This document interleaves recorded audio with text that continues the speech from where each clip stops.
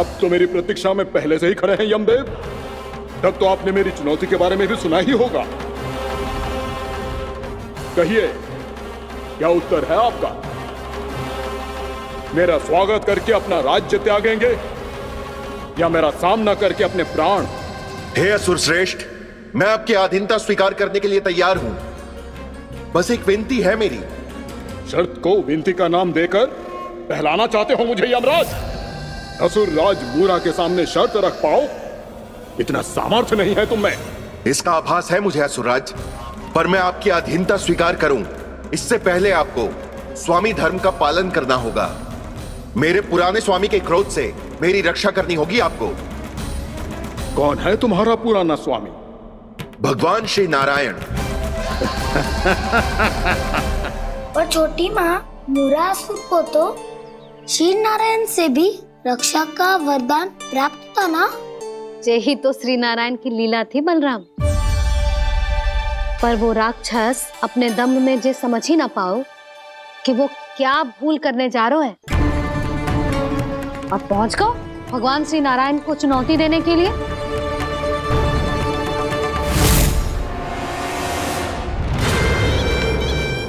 वहीं ठहर जाओ असुर राज मूरा।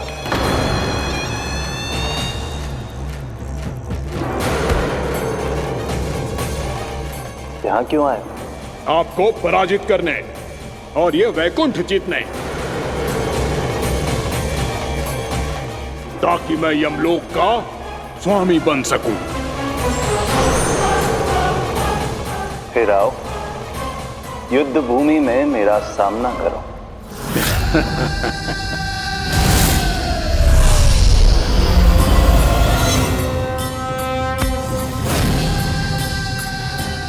ये नहीं जानते कि इनसे ना हारने का वरदान तो मैं पहले ही प्राप्त कर चुका हूं।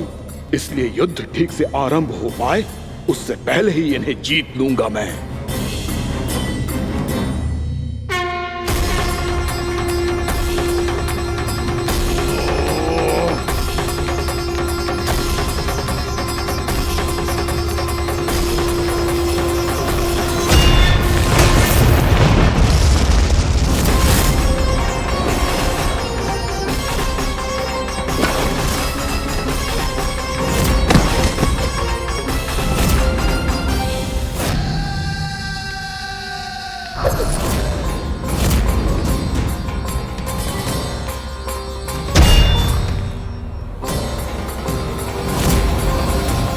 और इस प्रकार जे युद्ध वर्षों वर्षों तक चलता रहो। दोनों योद्धा पूरे ब्रह्मांड में अनेक अस्त्रों शस्त्रों के साथ युद्ध करते रहे।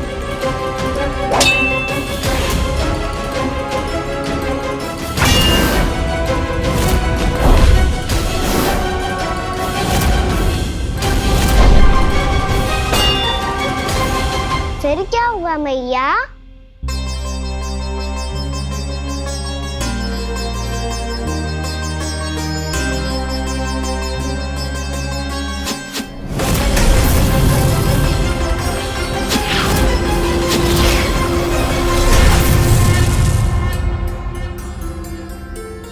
उस युद्ध को कभी समाप्त हुआ हो, पर कैसे? शीघ्र ही वो राक्षस थक गौ लल्ला।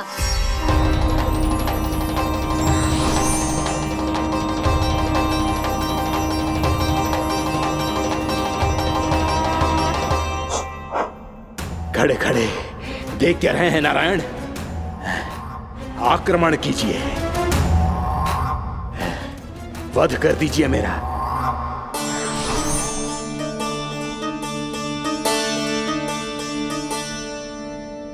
मैं तुम्हारी वीरता से प्रभावित हूं, इसीलिए इतनी थकान की स्थिति में मैं तुम जैसे वीर पर आक्रमण नहीं करूंगा। जाओ विश्राम करो। यदि फिर से युद्ध करने की इच्छा हो तो तुम्हारा स्वागत होगा।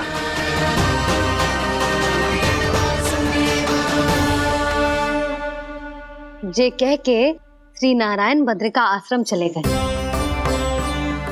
और वहां हिमवत नाम की एक कंदरा में ध्यान लगा के बैठ गए। उधर वो राक्षस विश्राम करने लगो। अनेकों दिन बीत गए और अब वो राक्षस मूरा फिर से स्वस्थ होके बलवान हो गया था। उसने अपनी सारी शक्ति फिर से प्राप्त कर ली थी। श्री नारायण ने उस पर दया करी थी, पर वो फिर से श्री नारायण को छलने को तैयार होगा।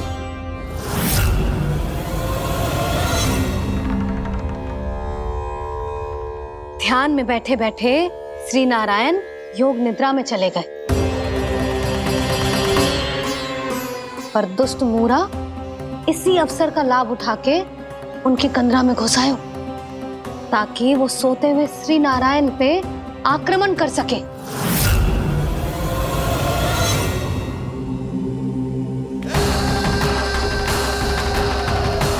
आज इस लंबे युद्ध को जीतकर अपने इस अंतिम शत्रु का भी अंत कर दूंगा मैं।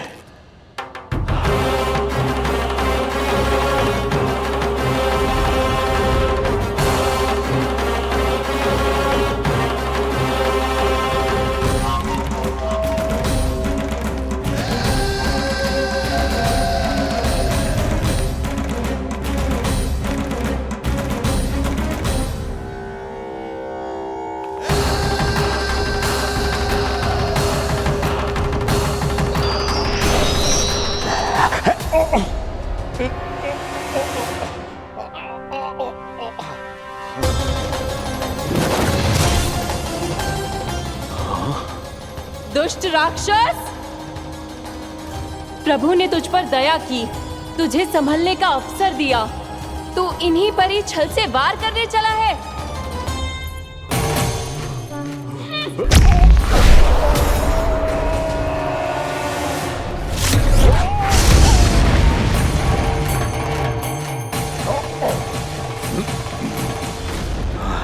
मैं अजय हूँ, मुझे कोई पराजित नहीं कर सकता। ब्रह्मा का वरदान है मुझे।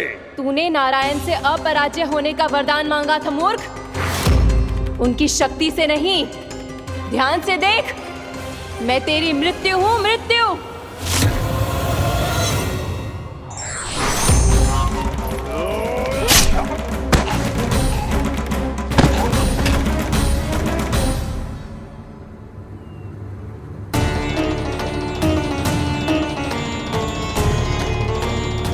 वो देवी कौन थी छोटी माँ? और कौन बलराम, वही तो थी देवी एकादशी।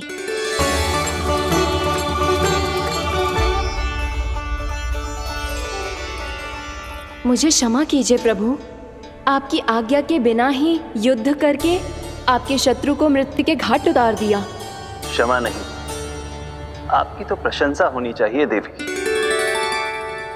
असुर राज को मारकर आपने सभी देवताओं को मुक्त करवाया है। इस पापी के अहंकार से तीनों लोकों की रक्षा की है आपने।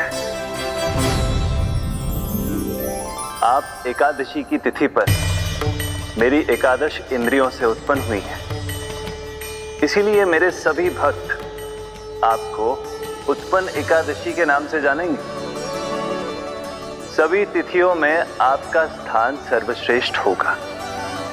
जिस तरह आपने राक्षस के आक्रमण से मेरी रक्षा की है, उसी प्रकार एकादशी के दिन व्रत करके जो भी भक्त आपकी कथा सुनेगा, मैं स्वयं उसकी रक्षा करूंगा। जो आपकी पूजा करेगा उसे मेरी विशेष कृपा प्राप्त होगी, और उसके साथ साथ उसे मिलेगा धन, सिद्धि और मोक्ष।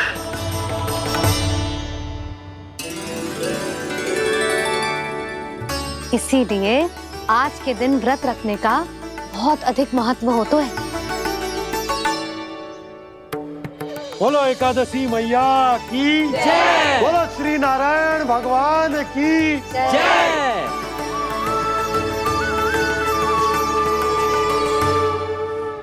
प्रभु की कृपा से एकादशी का महत्व भी पता चल गो और मेरा व्रत भी सफल हो गो। अभी नहीं भूला रहा, एकादशी का व्रत पूरी तरह तभी सफल होता है जब द्वादशी के दिन उसे पूरा किया जाता है।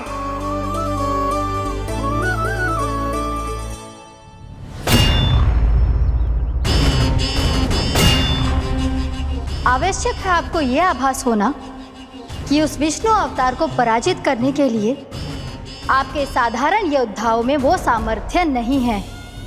वो विष्णु अवतार कुछ अधिक ही असाधारण है।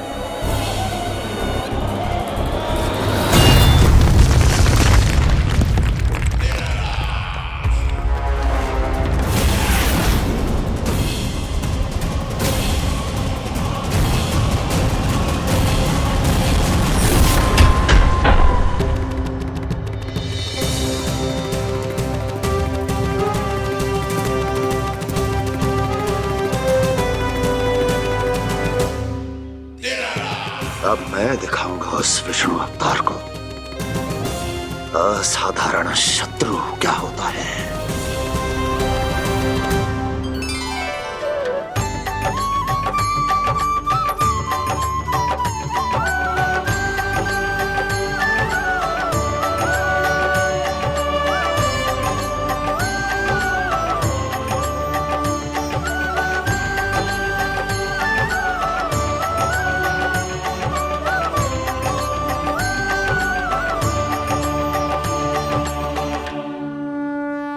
मामा अधीर हो रहे हैं, पर मैया ने मुझे अभी तक बाहर जाने की आज्ञा नहीं दी है। अभी उन्हें किसी और राक्षस को यहाँ भेजने से रोकने के लिए मुझे ही कुछ करना होगा।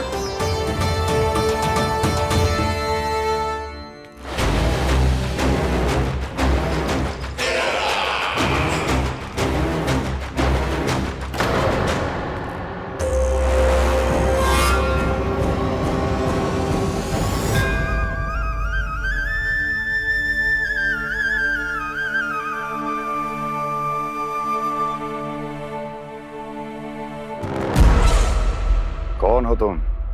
बचपन से ही मुझे मारने का सपना देख रहे हैं, फिर मुझे ही नहीं पहचानते।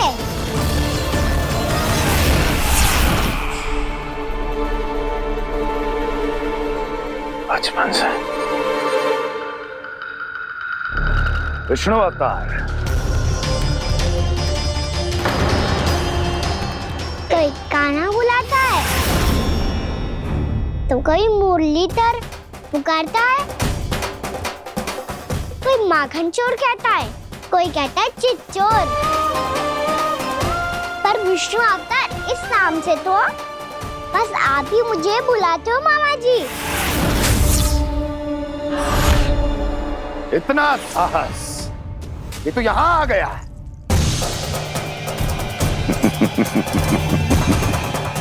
यहाँ आ तो गया तू विष्णु अवतार, किंतु यहाँ से जीवित नहीं जाएगा। तेरे इस शीश को तेरे धड़ से अलग कर दूंगा मैं।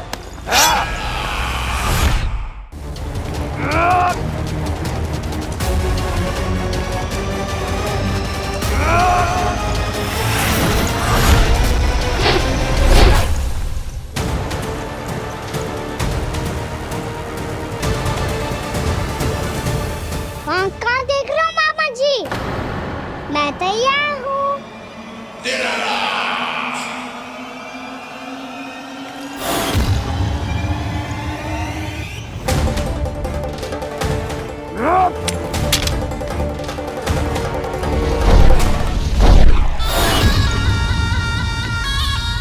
मामा जी, आप सदैव इसी तरह क्रोध में रहते हो क्या?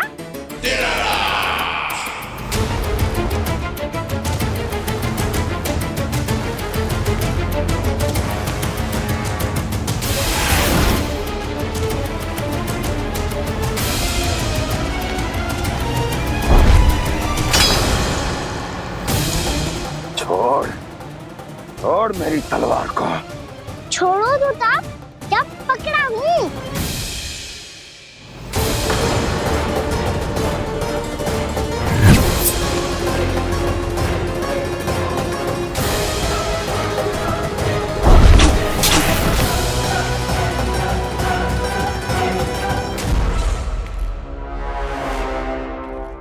मामा जी,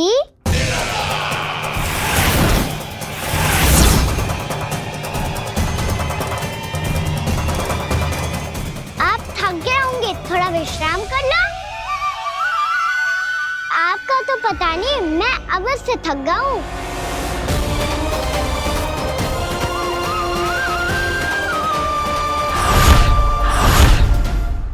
मेरे सिंहासन पर बैठने का तो साहस। अभी तो बस अभ्यास कर रहा था मामा जी। भविष्य में मुझे तो बैठना है यहाँ। आपने बल प्रयोग करके से अपने पिताजी से छीना था, मैं आपसे छीन लूंगा। जो छल और बल से लिया जाए वो अधिक समय तक टिकता नहीं है मामा जी।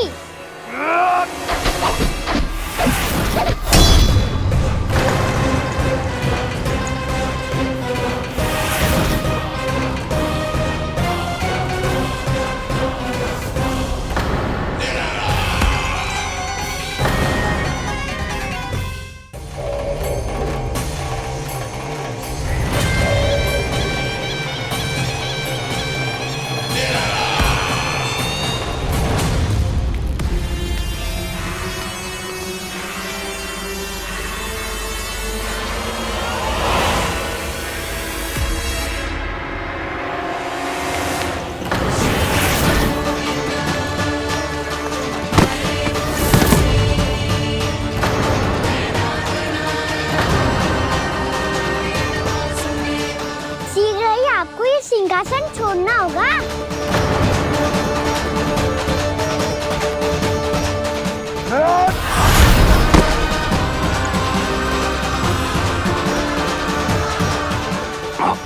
वो मेरा सिंहासन छीनना चाहता।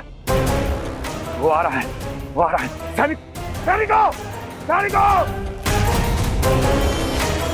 दुर्जन, बंद कर दो सभी द्वार और झरों के, सब के सब। इसकी हर संभावना पर इतना कड़ा पहरा बिठा दो कि ना तो कोई महल के भीतर आ सके, ना कोई बाहर जा सके। मुझे महल की चप्पे चप्पे की सूचना चाहिए। जाओ।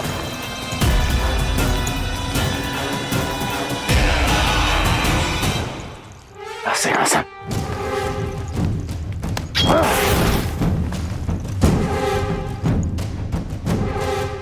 अब आ, दुष्ट मायावी, छलिया विष्णु अवतार, मैं कंस तेरी प्रतीक्षा कर रहा हूँ।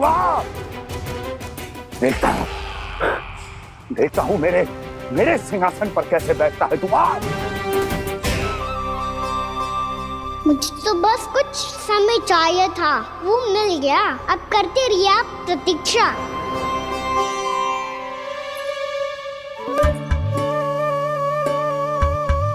जी अपने आप से बातें क्यों कर रहे हैं जी?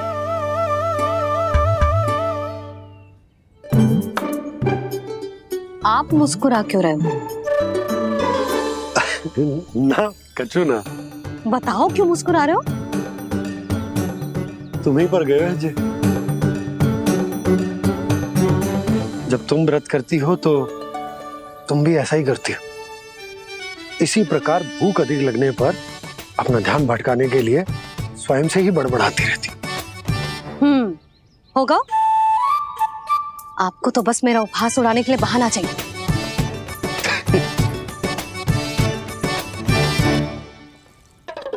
लल्ला, भूख लगी है? ना मैया, व्रत करे तो भूख कैसे लगेगी?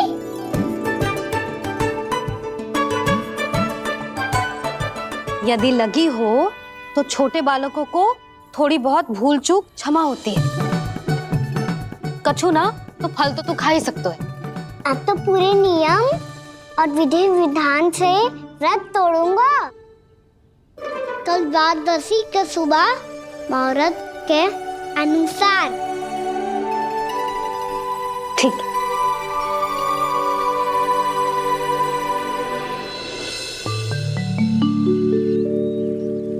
लल्ला, एकादशी समाप्त हो गई है, द्वादशी लग गई है।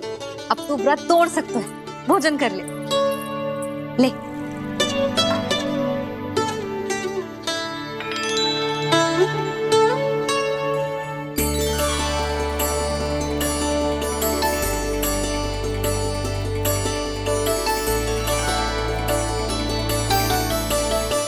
आज तो कार्य कर लीजिएगा। मैं ना चाहती कि सब गांव वाले फिर से आपका उपहास उड़ाएं। अरे, इसी क्षण कार्य आरंभ करना आवश्यक ना है। कुछ खा तो लो। कल भी पूरे दिन व्रत में रहे, अब तो कुछ खा लो। ना ना, अभी बिल्कुल भूख ना है। और हाँ भगवान, तुम्हें चिंता करने की आवश्यकता नहीं है। आज मैं किसी को भी 2 शब्द कहने का अवसर नहीं दूंगा। अरे, कुछ खाओगे पियोगे नहीं तो कैसे रहोगे?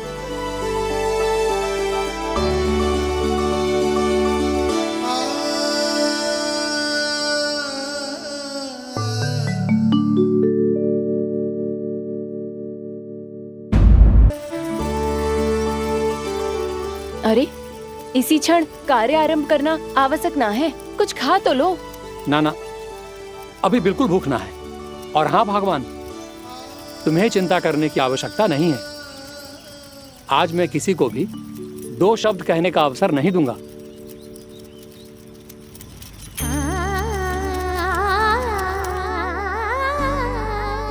ठहर, मैं तेरे लिए मट्ठा लेके आती हूँ। व्रत के बाद पीने से पेट ठंडा रहता है। रुक।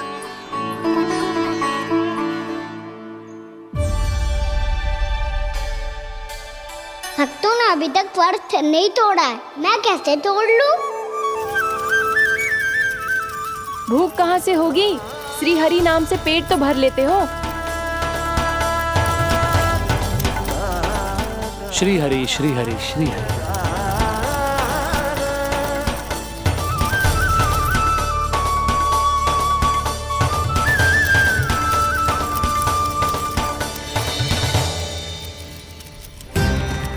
हरि हरि प्रभु हरि, हरि हरि प्रभु हरि, हरि हरि प्रभु हरि, हरि हरि प्रभु हरि।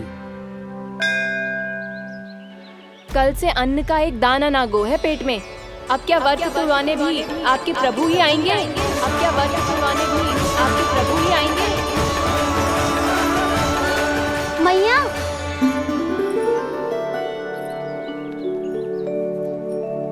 मैया पहले व्रत तोड़ के कछु खा तो लो। अभी ना, लौट के आने के बाद। हाँ,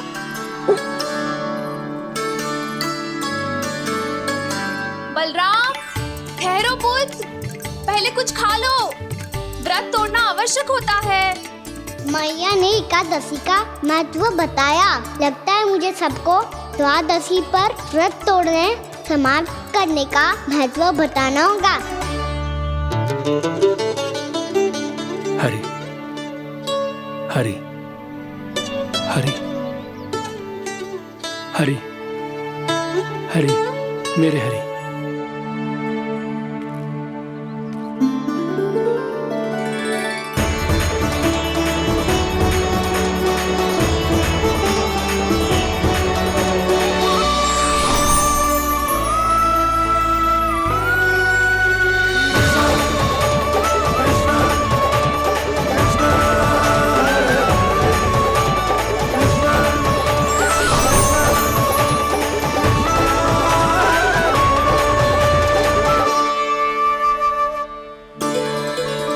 अभी अभी तो मैंने बच्चों की मां को वचन दिया था कि आज किसी को शिकायत करने का अवसर ना दूंगा, और अब मैं प्रभु श्री हरि की कल्पना जसोमती रानी के लल्ला में ही करने लगा।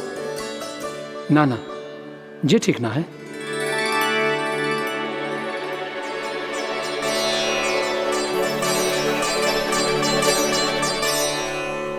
ठीक है तो है, बिल्कुल सही पहचाना है आपने। बड़े तो बड़े, अब तो बालक भी हमारा उपहास उड़ाने लगे। मैं आपका उपहास नहीं उड़ाने आया, मैं तो आपके एकादशी के व्रत को पूरा कराने आया हूँ।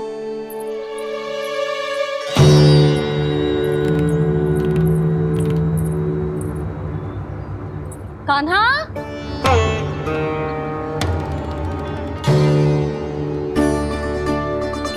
तो ये रे आपकी छड़ी और ये रे मेरी पीठ। सेक बिना ताकत तोड़। आज तो इसकी पीठ सेक के रहूंगी मैं। मैया घर पे भूखी मुझे ढूंढ रही होगी।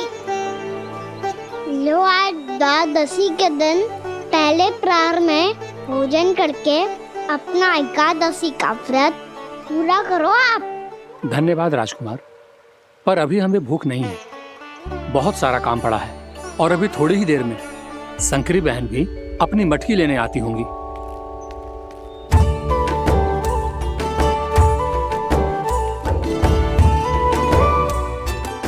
पर मैं आपका व्रत पूरा कराए बिना नहीं जा सकता। भला क्यों? भक्त भूखा रहे और भगवान खा ले, ऐसा हो सकता है भला?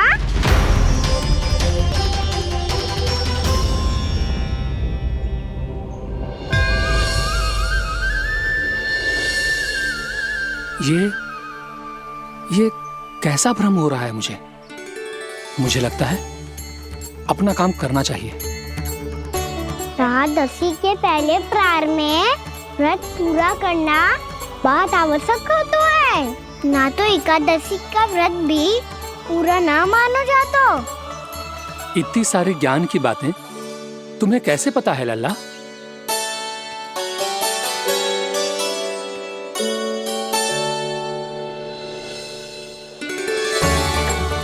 जैसे एकादशी की कथा होती है, वैसे द्वादशी की महिमा भी एक बहुत महत्वपूर्ण कथा है।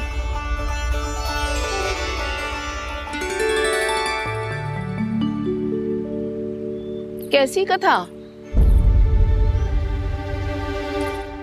बिल्कुल सही समय पे आई हो आप, क्योंकि आपको ये कथा आपको अवश्य सुननी चाहिए।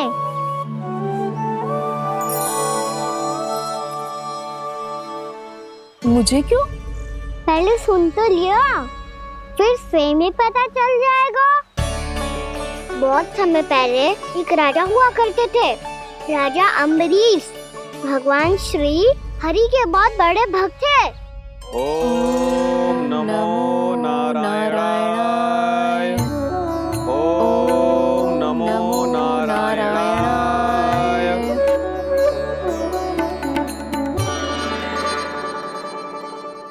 नेक पुण्य के काम करते थे वो।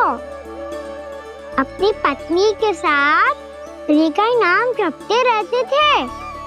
उन्होंने 12 माह एकादशी का व्रत करो, निर्जल पास किया, और जब उनकी 12वीं एकादशी का व्रत द्वादशी के दिन तोड़ने का समय हुआ, तभी महर्षि दुर्वासा अपने 100 शिष्यों के साथ उनके महल में पधारे।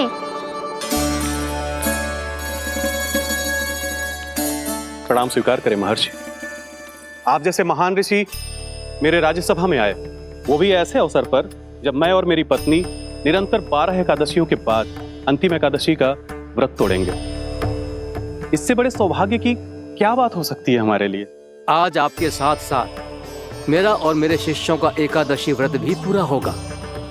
संभव है प्रभु की इच्छा यही हो कि हम सब अपना व्रत एक साथ तोड़ें। ये तो अत्यधिक प्रसन्नता की बात है महर्षि। तो फिर ठीक है, हम सब यात्रा से थके हैं। व्रत तोड़ने से पहले हम स्नान करना चाहते हैं। जैसी आपकी इच्छा महर्षि। जब तक आप लोग लौटेंगे तब तक आपके सारे प्रबंध यहाँ हो चुके होंगे।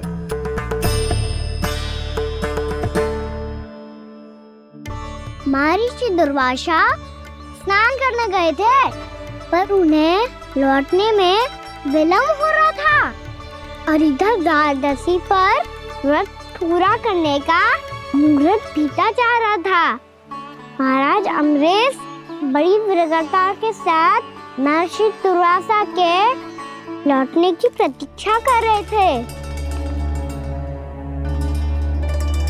महाराज, व्रत तोड़ने का मुहूर्त बीता जा रहा है, बस कुछ ही समय बचा है। महर्षि और उनके शिष्यों को लौटने में न जाने कितना समय लग जाएगा। मेरा सुझाव है कि आप मुहूर्त समाप्त होने से पहले व्रत अवश्य तोड़ लें। गुरुदेव, हमने महर्षि दुर्वासा को वचन दिया है कि जब तक वो लौटेंगे नहीं तब तक हम व्रत नहीं तोड़ेंगे। इसीलिए मैं उनके लौटने के बाद ही भोजन ग्रहण करूंगा। पर महाराज, मुहूर्त यदि बीत गया और समय रहते हो नहीं आए तो महाराज आपका व्रत पूरा नहीं होगा। महाराज, आपको उसका फल नहीं मिलेगा। महाराज, 12 एकादशियों का व्रत व्यर्थ चला जाएगा।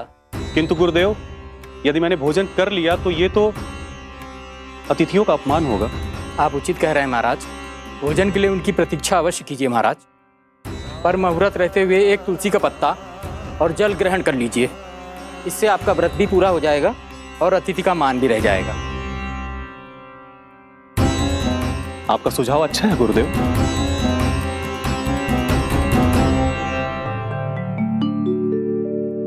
जैसे ही महाराज ने तुलसी का पत्ता खाया, वैसे ही महर्षि दुर्वासा लौट आए। महाराज,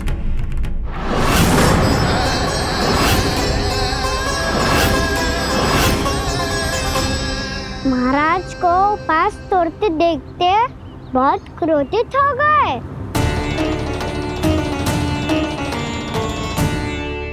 बहुत बड़े भक्त हैं आप, परंतु आप ये नहीं जानते अपने अतिथियों के साथ कैसा व्यवहार करना चाहिए। आपने हमें साथ भोजन करने का वचन दिया था, पर अपना व्रत क्यों तोड़ा आपने? महर्षि, मैंने भोजन नहीं ग्रहण किया। कहीं मुहूर्त न निकल जाए, इस कारण मैंने एक तुलसी का पत्ता ग्रहण कर लिया। 56 भोग खाया हो या एक पत्ता, अपना व्रत तोड़कर अतिथियों का अपमान किया है, मेरा अपमान किया है। अब आपको दंड भोगना होगा ताकि आप सीख पाएं कि अतिथियों के साथ कैसा व्यवहार होना चाहिए। महर्षि, आप जो भी दंड मुझे देंगे मुझे स्वीकार है, किंतु आप क्रोधित मत होइए। क्रोध का कारण आपने दिया है महाराज। एक महर्षि का अपमान करके राक्षसी प्रवृत्ति का परिचय दिया है आपने, इसीलिए अब एक राक्षसी आपको दंड देगी।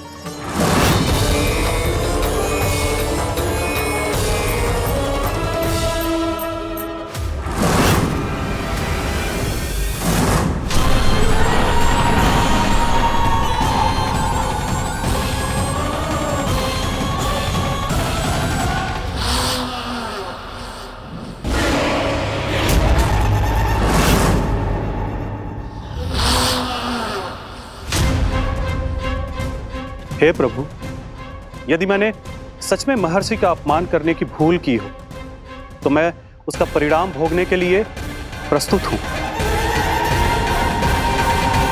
ओम नमो नारायणाय, ओम नमो नारायणाय नमः। महर्षि दुर्वासा को यह आभास ही नहीं था कि महाराज अम्बरीश ने उनका अपमान नहीं किया था, फिर भी उसे अपमान मान के वो श्री नारायण के भक्त पे संदेह कर रहे थे। मैंने भी तो भोला राम की भक्ति पे संदेह किया था। हे नारायण, ये क्या पाप हो गया मुझसे? संदेह किसी अपमान से कम ना हो तो, और भगवान सब सह सकते हैं, पर उनके प्रिय भक्तों का अपमान सहन ना कर सकते, इसीलिए उन्होंने हस्तक्षेप करने का निर्णय लिया।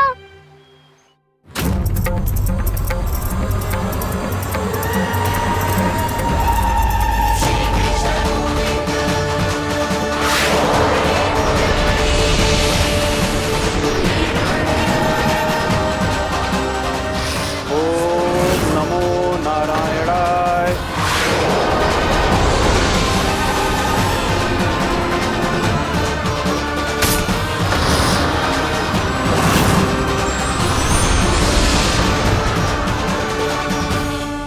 और फिर भगवान का वो सुदर्शन चक्र महर्षि दुर्वासा के पीछे पड़ गया। ये चक्र तो मेरी ओर बढ़ रहा है। ओम नमो नारायणाय। ये कैसे संभव हो सकता है? कोई रोको इसे, कोई रोको इसे।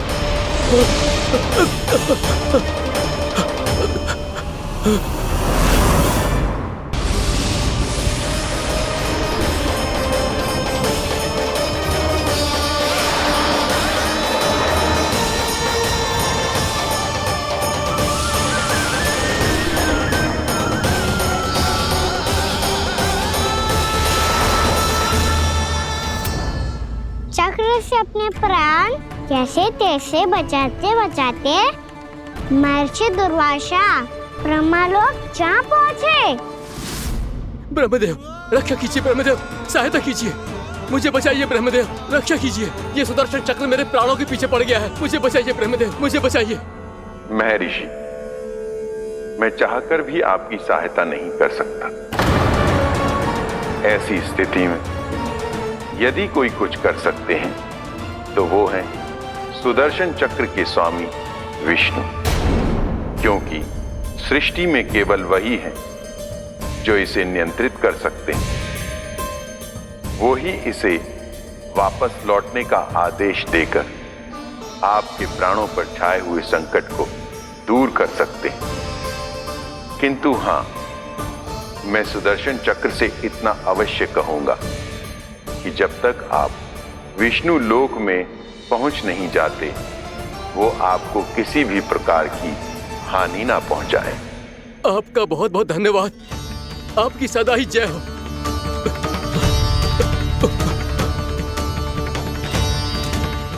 फिर क्या था? भागते भागते महर्षि दुर्वासा सीधे भगवान श्री हरि के शरण में बैकुंठ पहुंच गए। त्राहिमाम प्रभु, त्राहिमाम, मुझे बचाइए, मेरी सहायता कीजिए प्रभु, मेरी सहायता कीजिए। मैं आपके इस चक्र और ऊर्जा से नहीं भाग सकता प्रभु, कृपया करके अपने सुदर्शन को रोकिए, इसे वापस लीजिए प्रभु। यह असंभव है महर्षि। एक बार सुदर्शन चक्र मेरे हाथों से छूट जाए तो अपना उद्देश्य पूरा किए बिना, मेरे भक्तों की रक्षा किए बिना वापस नहीं लौटता। कोई तो उपाय होगा प्रभु, कृपया करके मेरे प्राण बचाइए प्रभु। मैं सुदर्शन की ऊर्जा से जलकर भस्म नहीं होना चाहता प्रभु। आप जो कहेंगे मैं करूंगा प्रभु, मेरी सहायता कीजिए प्रभु, मेरी सहायता कीजिए। मुझे नहीं लगता कि आप वो कर पाएंगे। मैं अवश्य करूंगा, मैं अपनी प्राण रक्षा के लिए कुछ भी करूंगा प्रभु। आपने मेरे भक्त राजा अम्बरीश को भक्ति का कर्तव्य निभाने के लिए अपमानित और दंडित किया है महर्षि, पर भक्त की रक्षा करना भगवान का कर्तव्य है। इसलिए यदि आप भक्त राजा अम्बरीश के पास जाकर क्षमा याचना करें और यदि वो आपको क्षमा कर दे तो ही ये चक्र आपके प्राण लिए बिना लौट सकता है। अन्यथा आप तो जानते हैं महर्षि, मेरे भक्त का अपमान मेरा अपमान। भक्त का अपमान भगवान के अपमान से कम ना हो तो है। महर्षि दुर्वासा को भी ये बात समझ आई और फिर उन्होंने महाराज अम्बरीश से क्षमा याचना की। महाराज महाराज महाराज महाराज महाराज, मुझे क्षमा करें महाराज, मुझसे बहुत बड़ी भूल हो गई महाराज, मुझसे बहुत बड़ी भूल हो गई महाराज। महर्षि, आप हमारे चरण छुए ये उचित नहीं। महाराज महाराज अम्बरीश, आप नारायण के सच्चे भक्त हैं। मैंने आपको अपमानित किया, दंडित करने का प्रयास किया महाराज। इस अपराध के लिए मुझे क्षमा कीजिए महाराज, और इस सुदर्शन चक्र से मेरे प्राण बचाइए महाराज।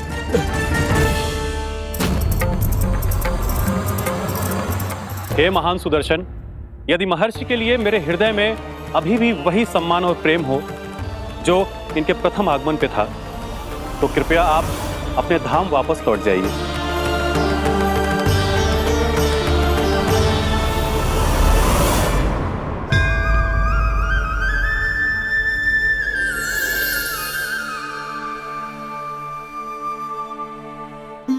आपका बहुत बहुत धन्यवाद महाराज अम्बरीश।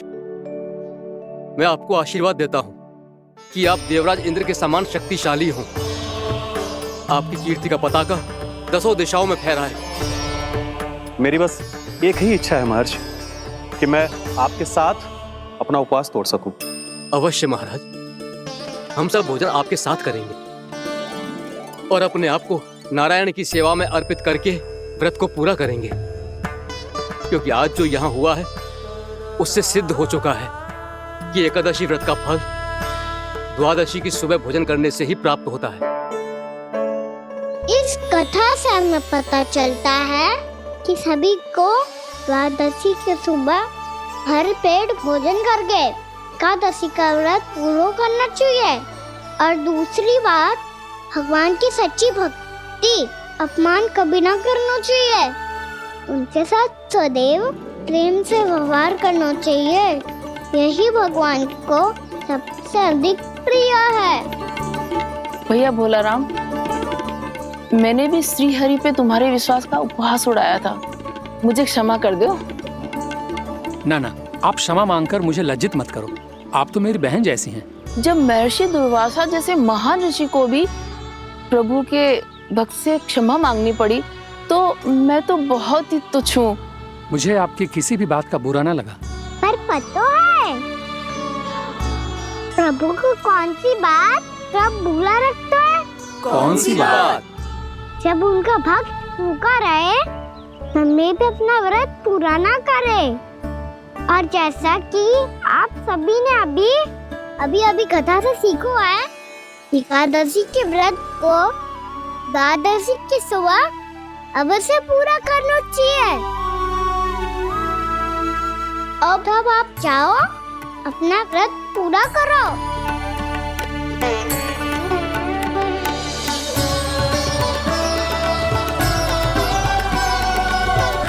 मैं आपके लिए जल लेके आती हूँ।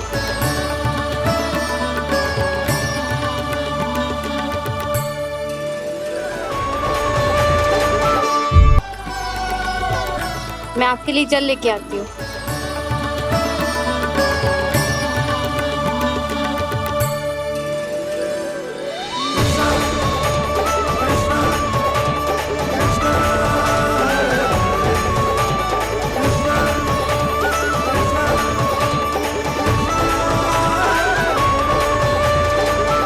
लो खाओ।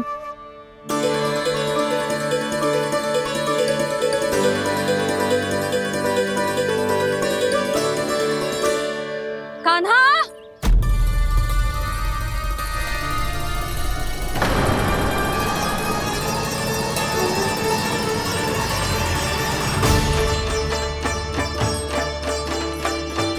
बोलो काका, सिगरेट छुपा लो मुझे, मैया आ रही है, बहुत क्रोध में लगती है।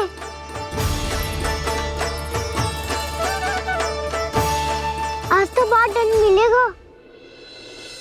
अभी क्षण भर पहले तो ये साक्षात भगवान के रूप में बात कर रहे थे, और अब अचानक ही ऐसे बालक बन गए जो मैया से दंड मिलने के भय से व्याकुल हैं। बोला काका, किस सोच में पड़ गए? सिगरेट छुपा लो मुझे।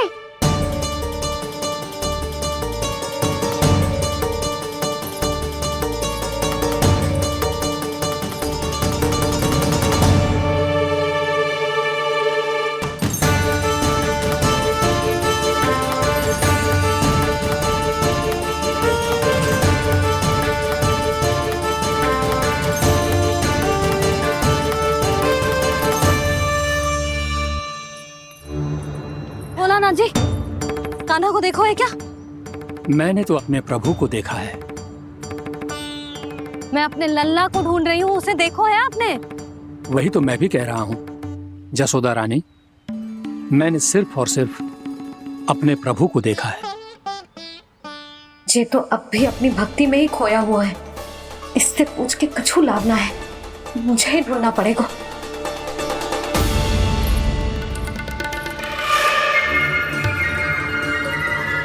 बच गए। संकरी मौसी, कान्हा को देखो है क्या कहीं?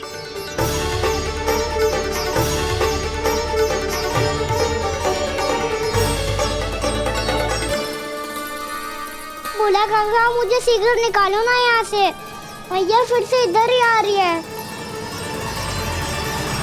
सब कहते थे श्री हरि मेरे घर ना आ सकते।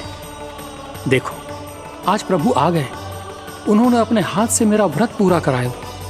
हाँ, आते हैं और आगे भी आएंगे हमारे श्री हरि हमसे मिलने, और आके मोक्ष देंगे, है ना?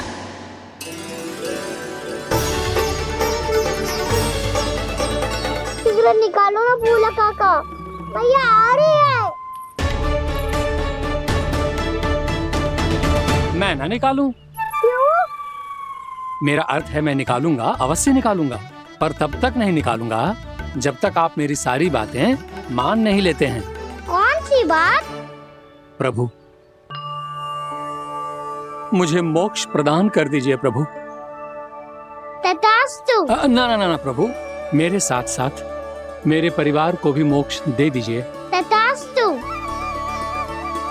अब तो निकाल दो, मैया देख लेंगी। ना प्रभु, मेरे परिवार के साथ मुझसे जुड़ी हुई हर वस्तु, जीव जंतु, प्राणी, गाय बैल भैंस, सभी को मोक्ष प्रदान कर दीजिए प्रभु। तथास्तु।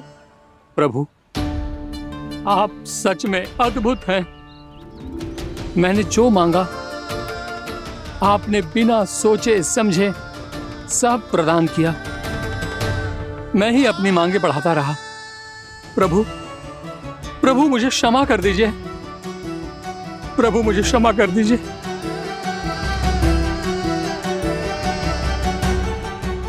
आइए प्रभु।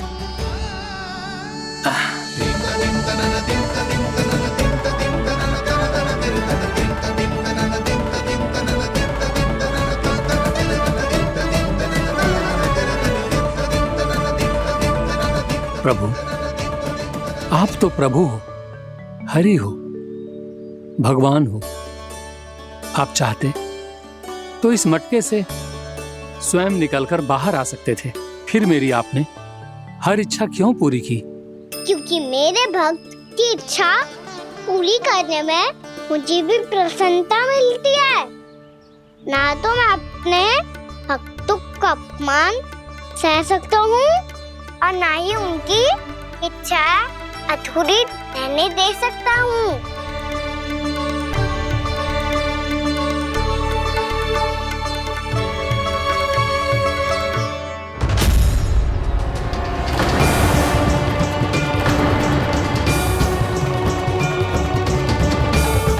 क्या कही थी तूने?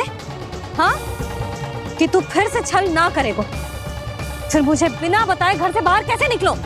क्षमा करना मैया, पर जो आपने सिखाया था मैंने तो उसी का ही पालन करो है। फिर से चतुराई कर रहे हो ना? हाँ? आप ही ने तो कही थी ना, यदि कछु करने से किसी को हानि ना पहुंच रही हो या फिर किसी अच्छे कार्य में सहायता हो रही हो तो आज्ञा लेने की आवश्यकता ना होती। यदि तेरे कछु करने से किसी और की कोई हानि ना हो रही हो या किसी के अच्छे कार्य में सहायता हो रही हो तो मुझसे आज्ञा लेने की आवश्यकता ना है। तो किस अच्छे कार्य के लिए आया है यहाँ? द्वादशी के सुबह एकादशी का व्रत खोल के भोजन करा जाता है। ये बात ना तो भोला काका को पता थी, ना शंकरी मासी को और ना ही किसी और को। और तुझे पता थी? हाँ, मेरी मैया ने बहुत अच्छे से सिखाया है मुझे। जैसे कल तूने एकादशी कथा सुनाई थी ना, आज वैसे ही तेरे लल्ला ने सबको द्वादशी कथा सुनाई है। सच्ची यशोदा रानी जी, इसने तो हमारी आंखें ही खोल दी। और भाभी, सच तो ये है कि मुझे भी ना पता था कि ये इतना बड़ा ज्ञानी है और इतना अधिक समझदार भी।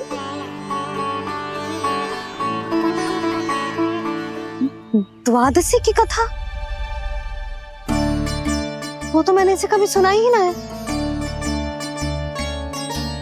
फिर इसे कैसे पता थी? रानी जी, जो स्वयं भगवान हैं, भला उन्हें कैसे कुछ नहीं पता होगा? मैंने तो इन्हें पहचान लिया। और हाँ, आप सब लोग भी इन्हें अपने अंतर्मन की आंखों से देखिए, हो सकता है इन्हें पहचान पाएं। ये कोई और नहीं है, श्री नारायण है, मेरे श्री हरि, मेरे प्रभु। जय श्री हरि।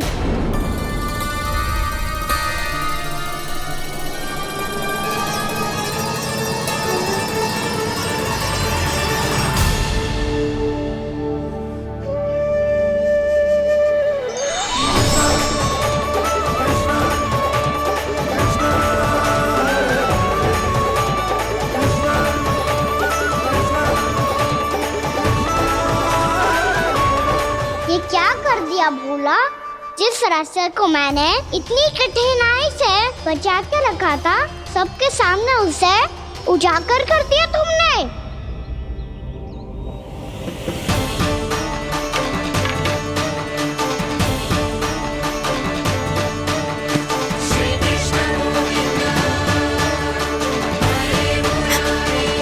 नारायण, नारायण, श्री नारायण।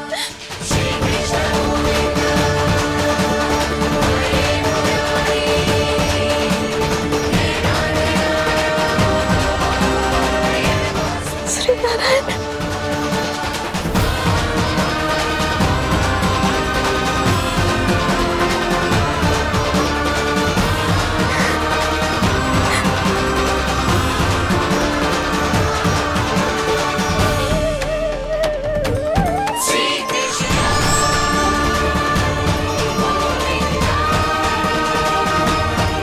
श्री नारायण प्रभु,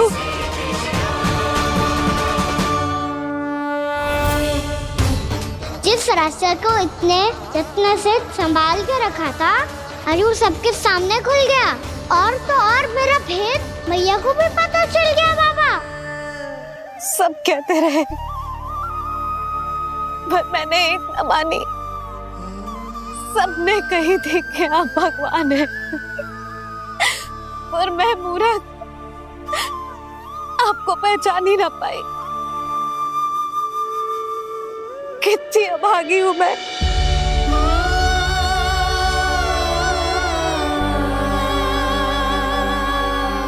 जिस मुंह से मुझे आपकी महिमा गानी चाहिए थी, उसी मुंह से मैंने आपको डांटा है।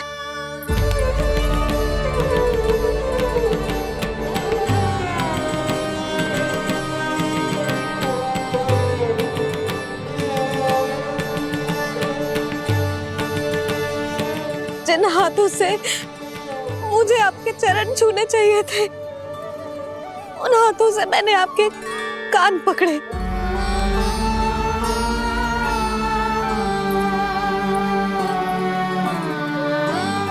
मुझे तो आपकी सेवा करनी चाहिए थी प्रभु, और मैंने आपको दंड दियो, आपको घर से बांध दियो।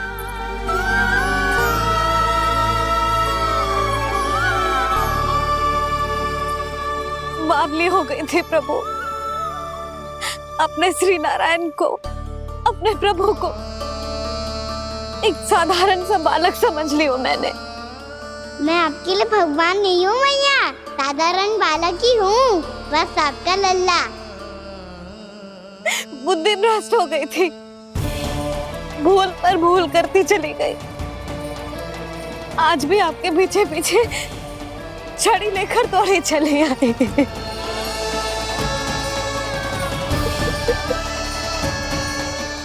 अपने आप को दोष मत दो मैया, आपके इस ममता के लिए तो जन्म लिया है मैंने। हमारा से मन बदलने मत दो। मेरे लिए वही पुरानी मैया बनी रहो आप, और मुझे रहने दो आपका वही नटखट लल्ला। मुझे क्षमा कर दो प्रभु, मुझे क्षमा कर दो। बाबा ये कैसा अंत हो गया आज? मैया तो मुझे भगवान मानने लगी, पर मैं इसे स्वीकार नहीं कर सकता। अभी नहीं बाबा, इतनी शीघ्र नहीं। आप ऐसे खड़े क्यों बाबा? कुछ ऐसा करो ना कि मैया फिर से मेरे मैया बन जाए। उनकी दृष्टि में भक्ति नहीं, ममता चाहिए मुझे।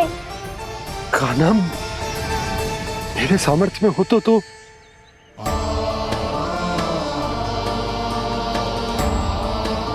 दाऊ, आप तो बड़े भाई हो, अपने छोटे भाई की सहायता करो ना, जिससे मैया सब कुछ भूल जाए। मैं क्या कर सकता हूँ कान्हा? कोई तो सहायता करो मेरी।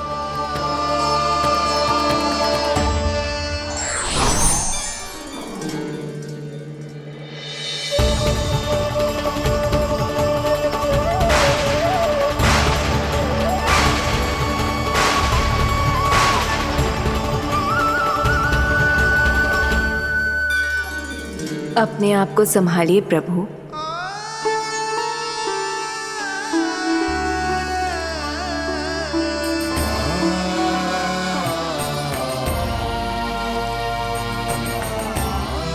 देखो ये क्या हो गया, भैया को सब पता चल गया। अभी तो मुझे मैया की ममता का शौक पूरी तरह हिला ही नहीं था। योग माया,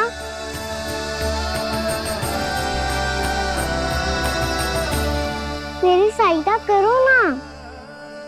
कितनी अद्भुत है ममता की शक्ति। भगवान को भी एक साधारण बालक बना देती है। बालक की बना रहना चाहता हूँ मैं, नहीं चाहता दिव्य होना, नहीं चाहता भगवान बनना। बस मैया की गोद में रहकर ममता की रस से सेम को भी घनो जाता हूँ। इनकी डांट फटकार का सुख पाना चाहता हूँ। कुछ भी करे योग माया, पर इन सबको भुला दो मेरा सत्य।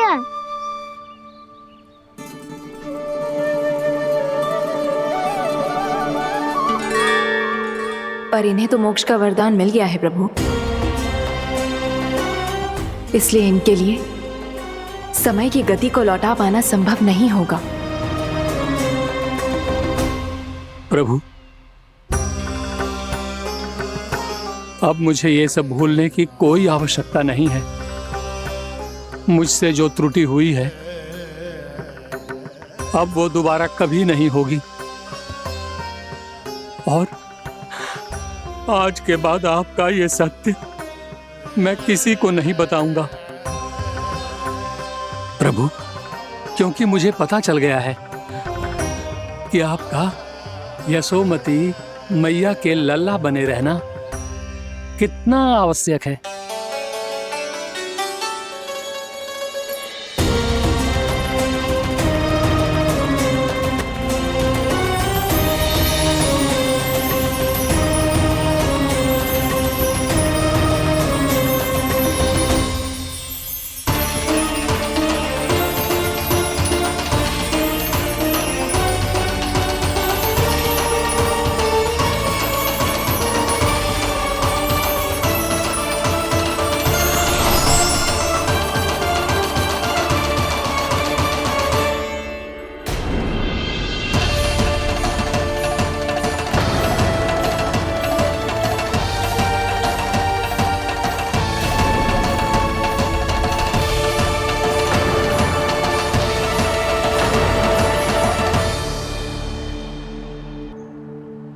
भैया आपकी छड़ी।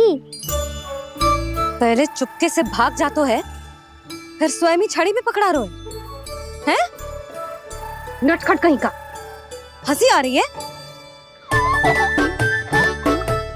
अरे किस बात पे इतनी हंसी आ रही है रे? हाँ?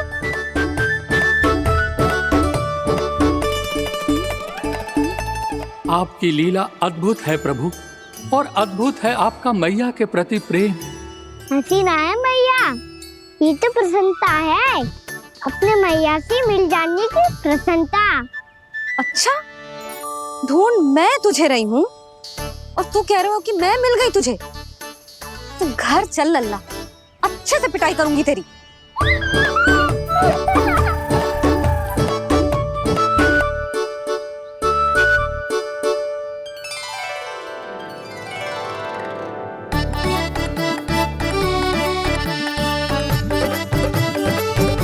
पिटाई से गाल लाल होंगे ना तेरे, तब हंसी बंद होगी तेरी। चल।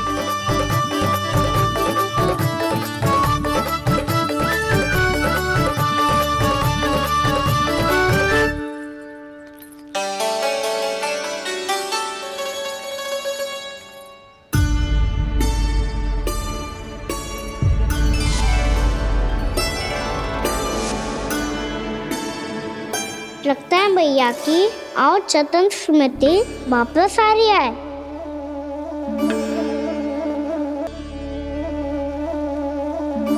यशोदा, क्या होगो?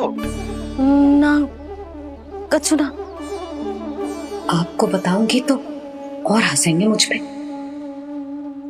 बोल दो, मैं उपवास ना उड़ाऊं, सच्ची। देखो देखो इसे कैसे हंस रहा है। मेरे हाथ में छड़ी है, मैया क्रोधित है, पर जे तनिक में बहना लग रहा है इसे। हाँ, हंसे जा रहा है।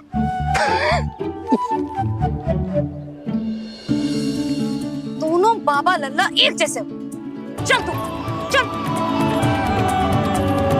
चल।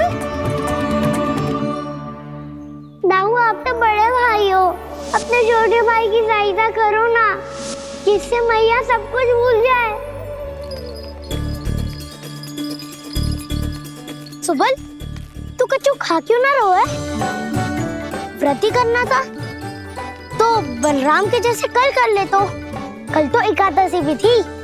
कान्हा के बिना कछु करने का मेरा मन ही ना कर। तो बात तो सच्ची है, उसके बिना गोचारण भी ऐसा लगता है जैसे कितना भारी कार्य है, व्यवस्था में करना पड़ता है। सही कह रहे हो तुम दोनों। मैं तो गोपालक भी इसलिए बना था ताकि कान्हा के संग खेलने को मिल जाए। बलराम तो हमारा सगा कम और मुख्य अधिक है।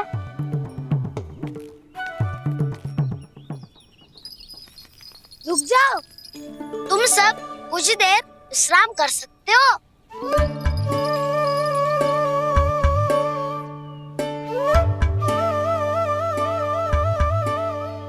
तू बोल। ना मैं ना बोलूंगा, तुम दोनों ही बोलो। और तुम सबका सखा पहले हूँ और टोली का मुखिया बाद में, इसलिए घबराने की आवश्यकता नहीं है। जो भी बात है बिना हिचक बता सकते हो मुझे। तो फिर कुछ ऐसा करो ना कि कान्हा फिर से हमारे साथ गोचारण करने के लिए आने लगे।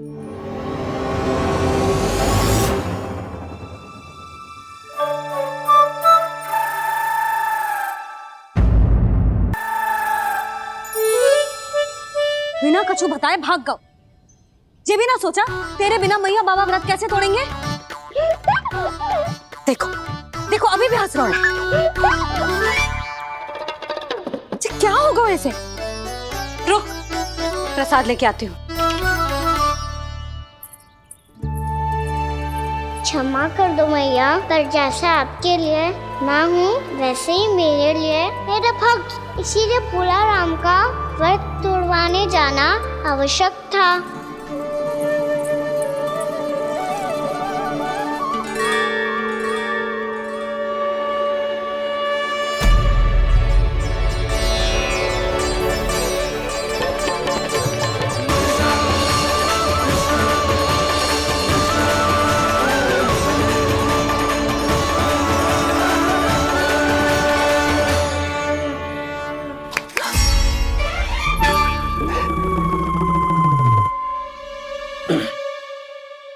सुधा, फिर से खो गई तुम।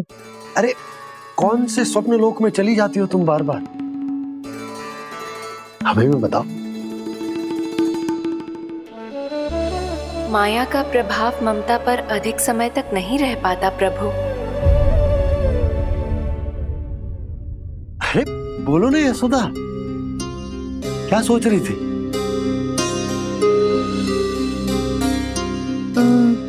मैंने ना श्री नारायण को देखो है। हाँ तो वो तो मैं भी देख रहा हूँ, यही तो है हमारे सामने। जे वाले ना तो मैंने साक्षात श्री नारायण को देखो है, वो भी अपने कान्हा के भीतर देखो। कान्हा के भीतर? ना मतलब कान्हा और ये दोनों आमने सामने थे। मैं कुछ समझो ना यशोदा। नारायण और कान्हा दोनों आमने सामने थे? ना, मेरे कहने का अर्थ है कि कान्हा और श्री नारायण एक दूसरे के आगे पीछे थे। अच्छा, तो मतलब श्री नारायण आगे थे और कान्हा पीछे था। पर अगर कान्हा पीछे था तो तुमने कैसे देखा? ओहो, कान्हा आगे था, श्री नारायण पीछे थे।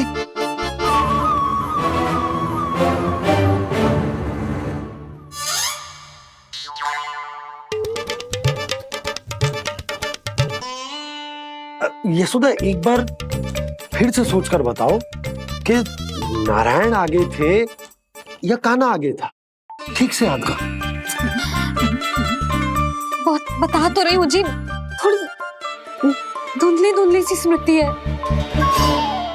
बाबा, इससे पहले कि उनके संदेह की अग्नि स्मृति की वायु पाकर और भड़क जाए, कुछ भी करो पर बुझाओ इसे। स्वप्न देखो है तुमने? हाँ, संभव है स्वप्न ही था। पर यदि स्वप्न था तो सुबह सुबह उठते ही उसकी स्मृति क्यों ना आई? अब क्यों आ रही है उसकी स्मृति? और वो भी तब से जब से मैं भोनाराम के यहाँ से कान्हा को लेके आई हूँ। और जब मैं गई थी तो छड़ी मेरे हाथ में थी, पर फिर कान्हा ने मुझे छड़ी दी और मैं बैठी हुई थी। इस बीच कछु तो हुआ है।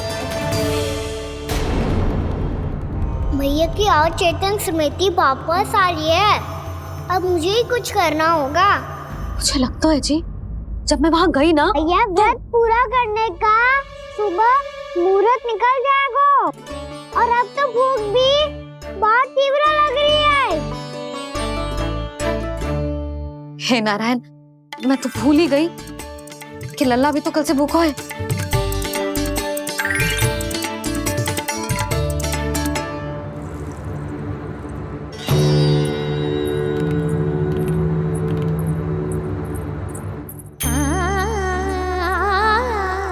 ले, खा।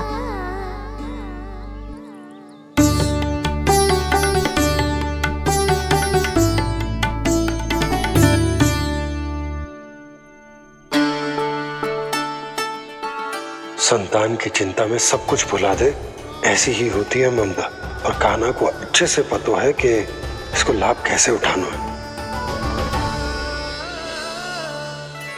हाँ बाबा, लाभ ना, मैं तो मैया की ममता का आनंद उठाना चाहता हूँ, जितना संभव है उससे भी अधिक।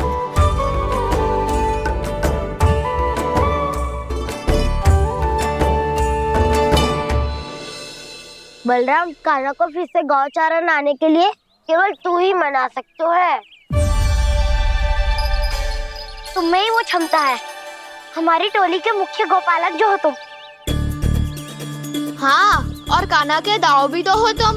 हाँ, वो तुमको मना ना कर पाएगा। तुझे छोटा होने के नाते तुम्हारे आदेश का पालन तो करना ही चाहिए कान्हा को। चिंता मत करो सखा, मैं कछु कहूँ और कान्हा ना माने, ये तो संभव ही ना है।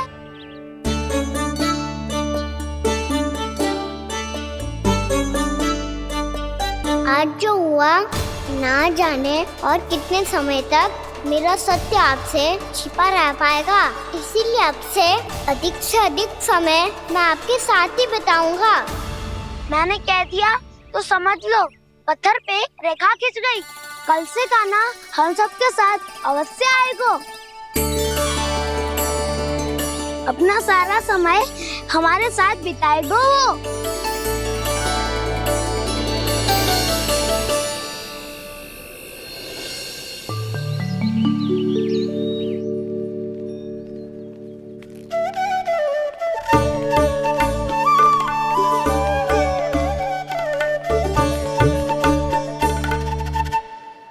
अभी तक तैयार नहीं हुए? तैयार? गौचारण के लिए चलना है ना, तुम्हें लेने आया हूँ। नाना तो मैं ना चल सकता, मुझे आज्ञा ना है। वो तो माखन चोरी के लिए भी नहीं थी। उस दिन जो वक्कासुर के सामने चले गए थे तुम, तभी तो नहीं थी आज्ञा। इसलिए आज्ञा का बहाना मत ही बनाओगा ना। बहाना नहीं दाऊ, मैं तो सच्ची कह रहा हूँ। मैया को फिर से दुखी ना कर सकते हो और हम सबको दुखी कर सकते हो तुम। आज मैं तुम्हारी एक ना सुनूंगा कान्हा, घर पे रहते हुए कितने सप्ताह हो गए तुम्हें? तुम गोपालक हो का ना? गोपालन करना तुम्हारा दायित्व है। आज तुम्हें हमारे साथ चलना ही पड़ेगा। ना दाऊ, मैं ना चल पाऊंगा। बलराम, तुम तो कह रहे थे कि कान्हा तुम्हारी हर बात मानता है, पर इसने तो बड़े भाई का अनादर कर दिया। रुक जाओ कान्हा, सत्य बताओ, तुम छोटी माँ के कारण वन नहीं चल रहे हो या अब तुम्हें हमारे साथ रहना ही अच्छा नहीं लगता? कहीं ऐसा तो नहीं गौचारण में तुम्हारी रुचि समाप्त हो गई हो? ना दाऊ, ऐसा कछु ना है। मुझे गौचारण की बात प्रिय है और आप सबका साथ भी। तो फिर वन चलने में क्या समस्या है तुम्हें? अपने दाऊ की बात मान लो और चलो चुपचाप। मैंने सबको वचन दिया है कि तुम हम सबके साथ चलोगे। पर दाऊ, मैंने भैया को भी वचन दिया है कि मैं नहीं जाऊंगा। इसका अर्थ है कि मेरे वचन का कोई मूल नहीं है। मैं तुमसे बड़ा हूँ कान्हा, तुम्हें मेरी आज्ञा माननी चाहिए। मुझे भी तो वचन दिया था तुमने। आप समझ क्यों आ रहे? मैंने कहा ना मैं नहीं जा सकता। रुक जाओ कान्हा।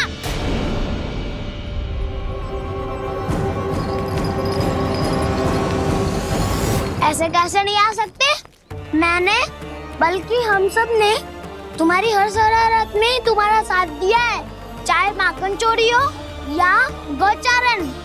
और अब तुम अपने दाऊ को ही पीठ दिखा के जा रहे हो। दाऊ, मैं आपका बहुत सम्मान करता हूँ, पर मैंने कहा ना मैं नहीं जा सकता। मुझे मेरी मैया के साथ ही रहना है। तो फिर तुम्हारे लिए मैं यही महत्वपूर्ण है। दाऊ नहीं, सखा नहीं, गयाऊ भी नहीं। कान्हा ने तो तुम्हारी बात मानने से मना कर दिया। बलराम, लग तो है सच्चो भाई ना है। जानते हो इससे क्या सिद्ध होता है कान्हा? कि तुम छोटी माँ के पुत्र नहीं हो, कि तुम छोटी माँ के पुत्र नहीं हो। तो ये क्या कह रहे हो आप? और नहीं तो क्या, तुम उनके वास्तविक पुत्र होते तो अपने दाऊ की आज्ञा कभी नहीं टालते।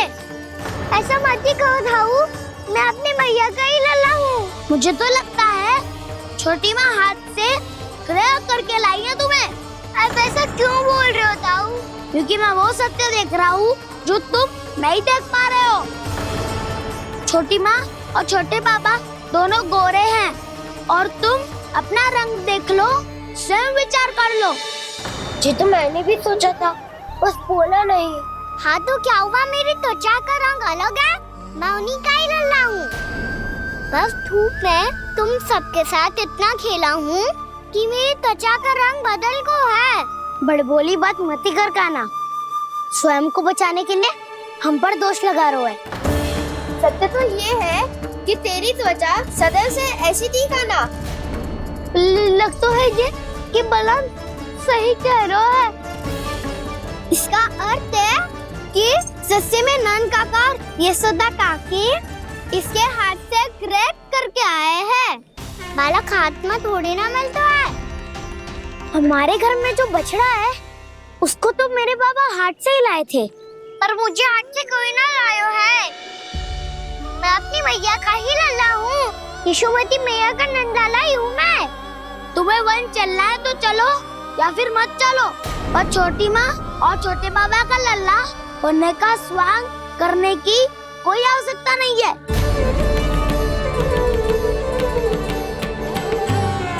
तुम भी अति करते हो कान्हा, कब एक बालक की तरह व्यवहार करते हो और कब भगवान की तरह, कुछ समझ में नहीं आता। भगवान की तरह? मैंने भगवान क्या क्या? हाँ हाँ कह दिया तो कह दिया। खड़े खड़े मेरा मुंह क्या देख लो, चलो। या फिर तुम सबको भी अपने मैया के पल्लू में बंधकर घर पे ही रहना है।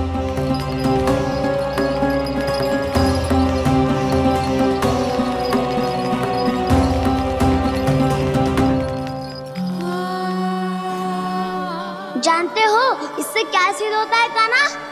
कि तुम छोटी माँ के पुत्र नहीं हो, कि तुम छोटी माँ के पुत्र नहीं हो।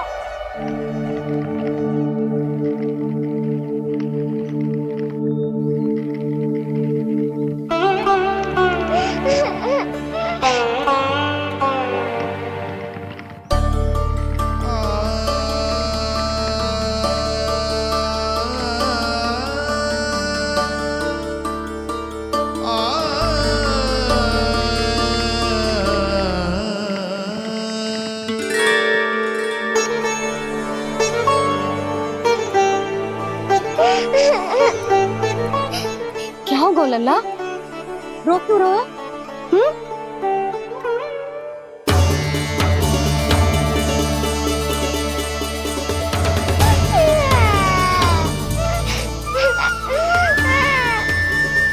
अरे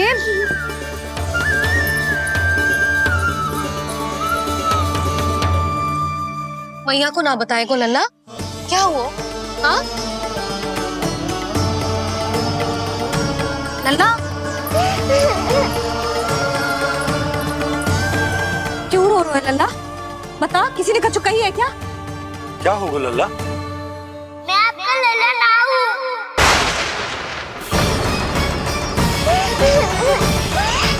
ऐसा क्यों कह रहे हो तू? क्या होगा? आपका भी लल्ला ना हूँ मैं।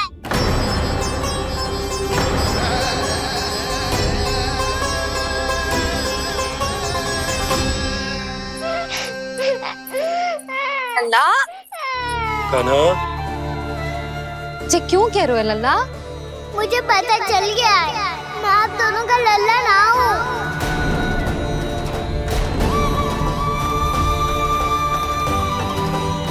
कुछ भी उल्टा सीधा बोल रहे हो, तू मेरा ही लल्ला है ना। आप मुझे हाथ से गिरा करके लाई हो।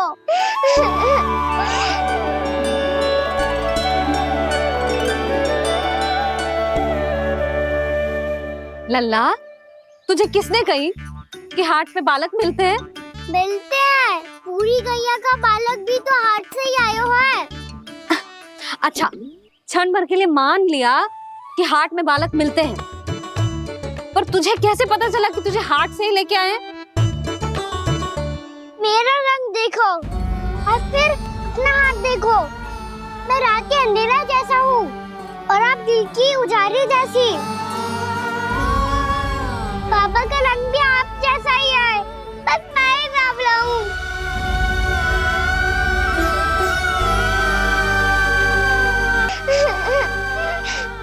उससे क्या अंतर पड़ता है लल्ला? पर तो मैं तभी तो दाऊ अन्य सभी सखाओ ने ऐसा कहा। इस बात पर ध्यान मत ही दे। माँ की ममता और बाबा का स्नेह, इसका कोई रंग ना हो तो है लल्ला? तो फिर आप ही बताओ, भैया क्यों गोरी और मैं क्यों काला? हाट से आया क्रय होके, सुन हो गए कृष्ण धीर। मैया गोरी बाबा गोरे। लल्ला, मैं क्यों तू चल मेरे साथ, अभी सिद्ध हो जाएगा कि तू मेरा ही लल्ला है। चल।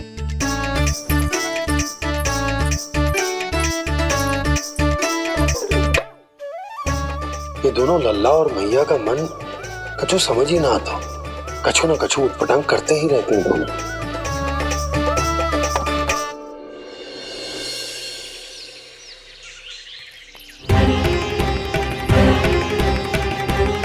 भैया ऐसे ले जा रही है मुझे, कहाँ और क्यों?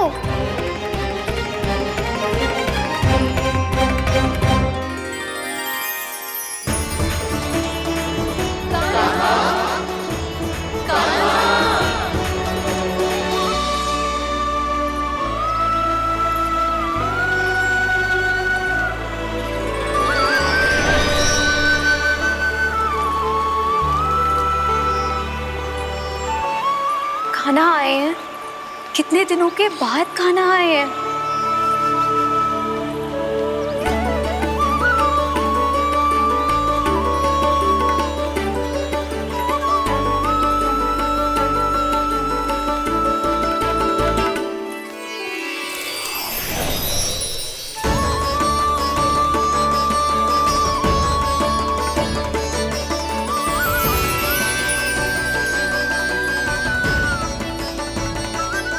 आंखें पथरा गई थी मार्ग देखते देखते।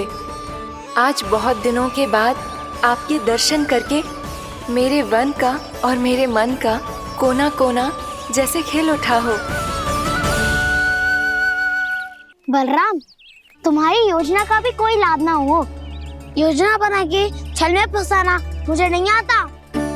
इस सब में तो केवल कान्हा ही प्रवीण है। कल उसने यशोदा काकी से हम सबकी शिकायत कर दी तो ले लग तो है कर ही दी, वो देखो। आजा।